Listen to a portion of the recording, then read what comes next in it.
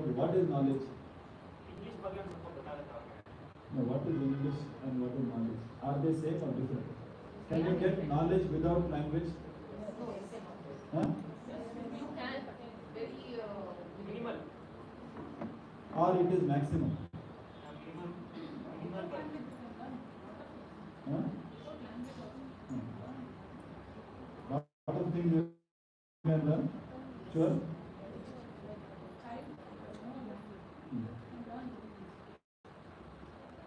So this part, think seriously.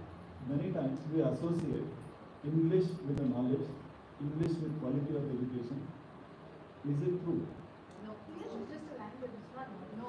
It's just a language, right? It's just a language. You learn English or Oriya or French or Spanish, doesn't matter. What you know is your knowing, and knowing is also different. There are forms of understanding.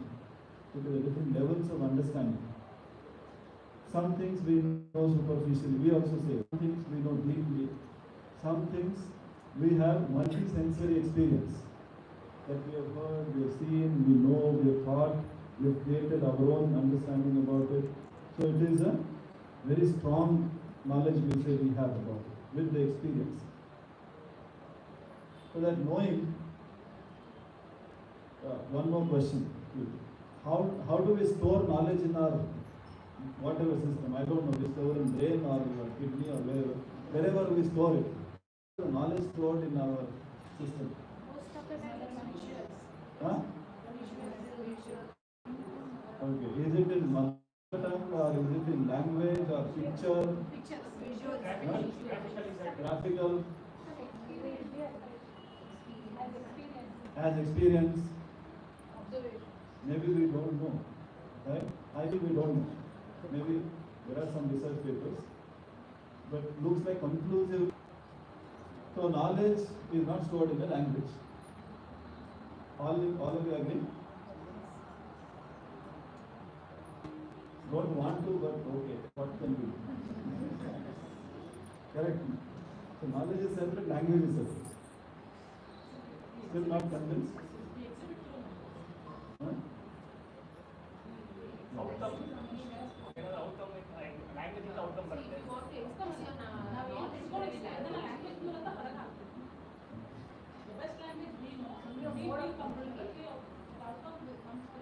So you are feeling happy.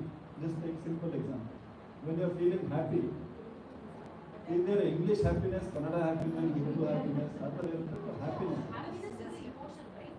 That is not knowledge. We'll We are take- here, we are talking No, one by one, we'll go. So now, language you do for expression. One, you express yourself. Knowledge you take. Knowledge about Bangalore. It's an information-based knowledge. So this knowledge you can learn in English, you can learn in Kannada, you can learn in any language, right? So just to cut this story short, most of the times we feel, we associate these two things together, and we feel if we learn English right from beginning, we will know English much better because our higher education is in English. Typically it is linked with that, right? So that when we go to 11th, 12th, when all the subjects are in English, so we want English child should be very fluent in English or any other language. Today there are many schools who give options beyond English. They learn French, Spanish, because they are more fancy languages than English. So that's also fine. So you can learn any other language, or you can learn Sanskrit. Now many people are also learning Sanskrit for passion or for knowledge or pleasure or whatever. So when we learn language, we need 3 to 5 years for us to master that language. Okay. So do we need that in early stage to learn that, or we can learn in some stage? And this was interviewed when we were doing the national committee. Surprisingly, the most learned people in that committee who were in the international boards, who have designed systems for United Nations, who have designed education policies for different countries, all Indian people. Excellent speaking in English. Surprisingly, all of them have come from local education, some of them government school, up to 10th standard like this. So what it means, this is just an example. I'm sure here also there are many people who have studied in some language, some system, but you can speak very good English. So we should see we call it skills of language. We have 4 basic skills and 3 advanced skills of language. So those skills we should get. So 4 basic skills and then the advanced skills, and it takes some time. So typically, they say it takes around 3 to 5 years for us to learn those skills. So I intentionally asked because we have, our own experience of English required, not required, and whatever we have understanding is fine. Okay, it has its own roots. We should. NCF doesn't say that don't learn English. Neither I think most of the people that don't learn English. Learn English. Be great English speaker. Speak great Spanish or French. A lot of mathematics is written in French. It's not written in English or Russian or Japanese. So if you see the most mathematics research is in these languages. So if children learn those languages, it's fine. If they learn something else also, it's fine. But the capacity development happens much better, and this is research from many types of organizations, that in the mother tongue or the home language, the child's most familiar language, foundation education happens best. And that is what NCF talks about. Similarly, there is a concept of literacy. So literacy is reading writing. NCF talks that reading writing, the first reading writing should happen in the most familiar language. Okay, that most familiar language. Sometimes in Bangalore scenario, you see people come from all over. So mother tongue might be different, and the general locality language might be different. So in that case, the locality language, how it has to be, a common language of the state or region is considered to be the language which the child learns first. So that's why that read write and the L1, L2, which is the oral language development, and R1, R2 has come in the foundation stage. So that is continued in preparatory, middle stage, and secondary. So R1, R2, R3, what NCF says is R1 should be the most familiar language of the child, which is R1. So it has to be either the mother tongue or home language or regional language. R2 can be other Bharatiya language. R3 can be any language. So this is what NCF talks about. Okay. And language specifically is always, whenever we have NCF discussions, I intentionally triggered this question because all of us have our own understanding of language, and it's not just this group. So in any level of group, we have these discussions, and very interesting discussions. And it's not just about the language, it's also about how to learn language.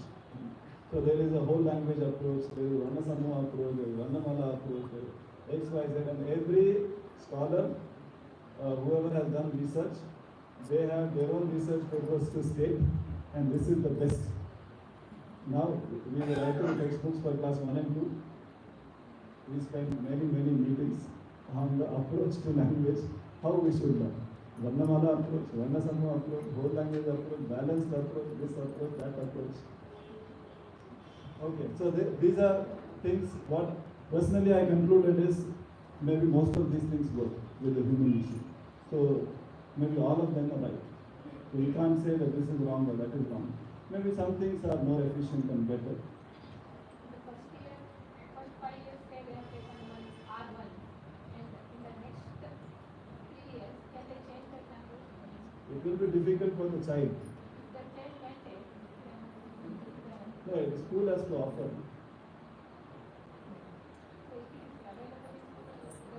Yeah, there is no binding that you should just learn. If it is available in the school and child wants to take it, can take it. Any specific reason why it is not In the foundation stage, so there is possibility that the language which is spoken at home is not same as the language of the locality. The child will have confusion. Like in Karnataka, for example, we have Tulu and Kannada. So home language might be Tudu. So you are actually first, the most familiar language is Tudu. But in school it might be Kannada. So we can't have every sub-language, or we call it major language. We have say 22 Schedule 8 Schedule 8 languages, and English is also another constitutional language. So 23 constitutional languages, and we have 180 plus major languages, and it can extend up to 280, 287 and all. So we can't create curriculum in all those languages. So the curriculum will be in the 23 languages, constitutional languages. So if it is true, the child will learn best in their home language. So we continue and then we bridge them to Kannada. So R1 will become Kannada, L1 will be Tudu. So that's how in foundation stage L1, L2, R1, R2 nomenclature is used. Then it continues. R is read write. Okay. Huh?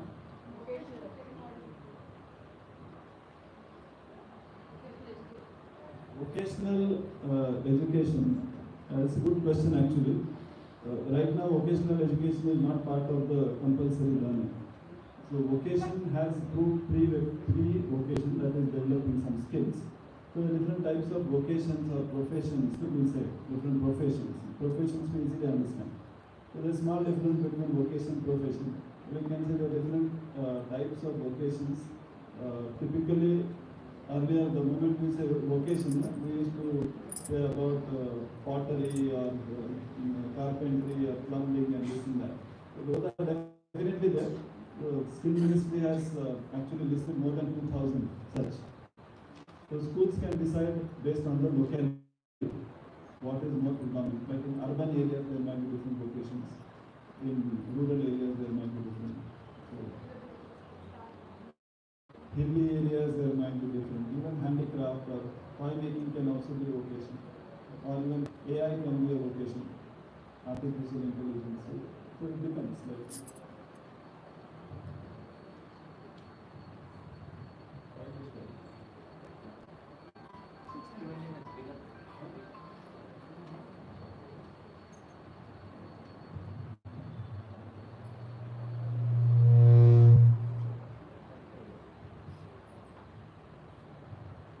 so this speed is okay. If you have any questions, typically we had first presentation and then question answers. But I thought it's better if we immediately ask questions. Any further questions on the topics what we discussed, subjects? The other aspect was on the methodology. We have moved, at least in the urban areas and largely even in towns and partly in rural areas, from the lecture method, chalk and talk method, what is called. We moved away from very information giving type of learning to activity based. You would have heard all these terms. At Pune Pramati we have got many things. But other schools, slowly there is activity based, or some themes are evolved, or some stories are told, some field visits are organized, experts come to school. So those type of things are happening. So there is a lot of mix and match on how learning, which is coming as information, and lot of doing. So there are projects. Children have to do projects, they have to design models. All these type of some assignments are given, worksheets are given. All these terms are familiar to you, right? So now in middle school, what should be there? In the foundation stage, it is play-based. In preparatory stage, it is little integrated. The two ones are the two tables part, no? All you learn in Shlokas, Subhashitas, Bhagavad Gita, any chanting, is all rote learning. Then we discussed if somebody is teaching you F is equal to MA, and you understand that. Is that not rote learning? Unless you really understand what is F is equal to MA. So every form of rote learning, children should connect with their understanding, experience, connected to life. So that is what, especially in the middle school, middle stage, it is mentioned.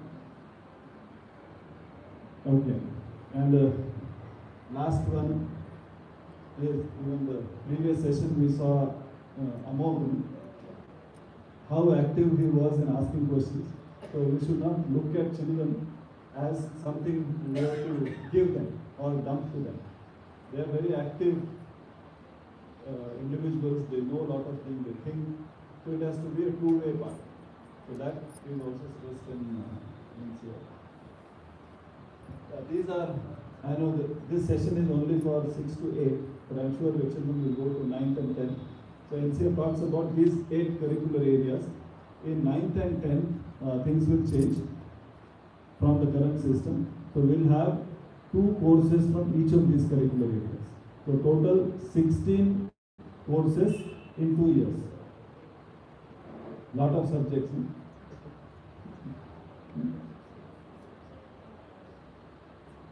But you see the subjects, what subjects we have?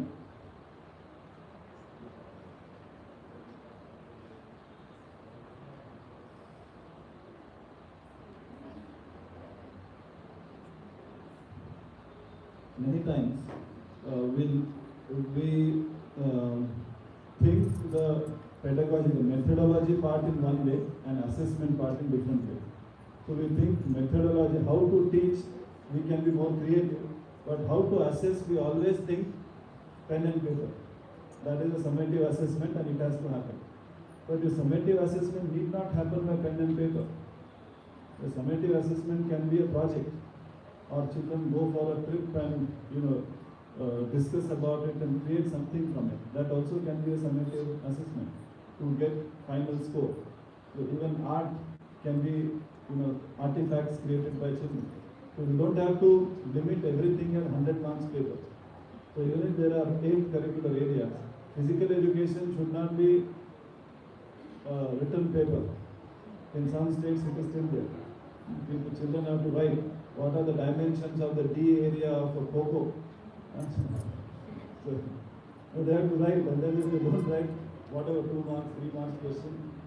This is how current system of summative assessment is. So those things will change.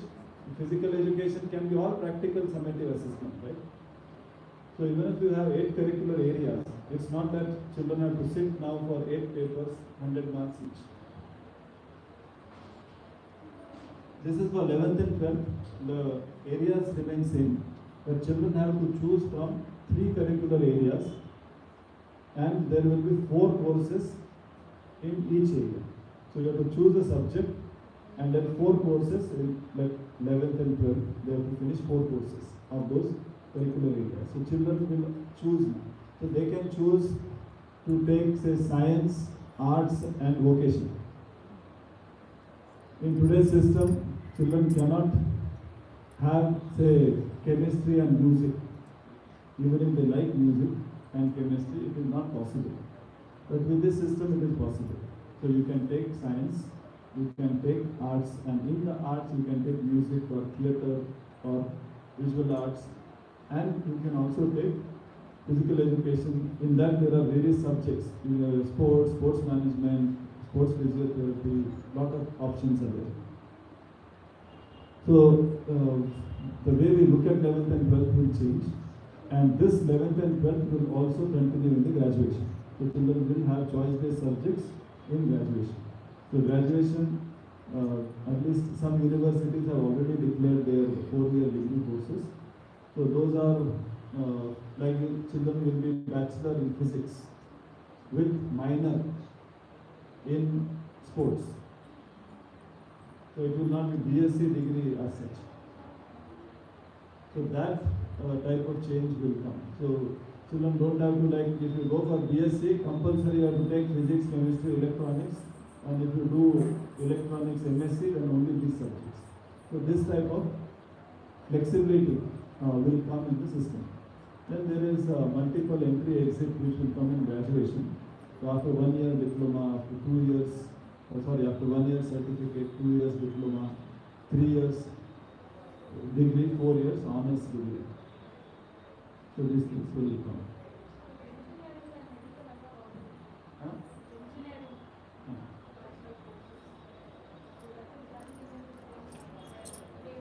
With multiple entry exit?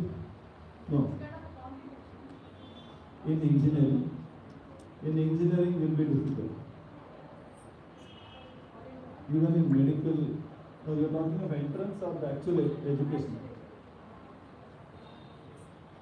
See, there also, many engineering colleges are now offering multidisciplinary courses within engineering. Even say, I know some of these things. IISc, lot of things are changing. IIT, lot of things are changing. Many engineering colleges give even social science or HSS, humanities type of subjects also. So those are possible. Students studying evolution, like in pure science. In ISER, if you go, there are 120 subjects. So you can choose. So you can have bird watching, that is one of the research topic, along with evolution and mathematics.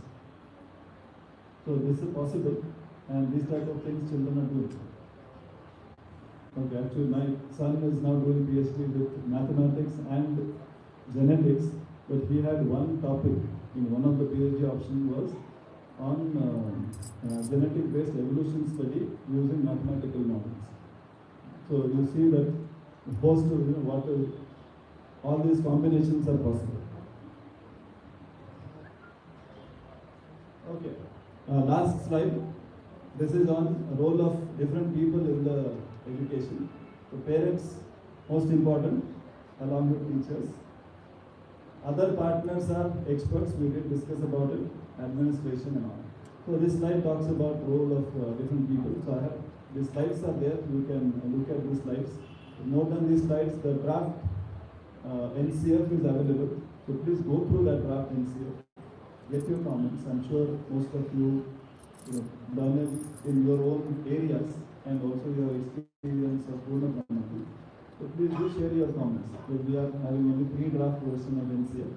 So with your comments, and many people are giving comments, we can improve on the pre-com. So with this I will stop. If you have further any questions, you can have. Any type of question is okay.